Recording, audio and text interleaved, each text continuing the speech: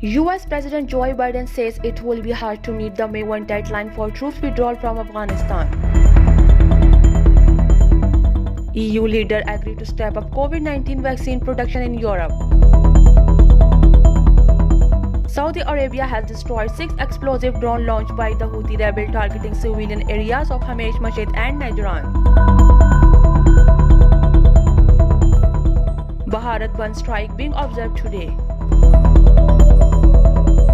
In Pakistan, the flight operation at Sawat Setu Sharif Airport resumed today after 17 years. In Jammu and Kashmir, Indian troops arrested several youth during a violent cordon and search operation in Srinagar.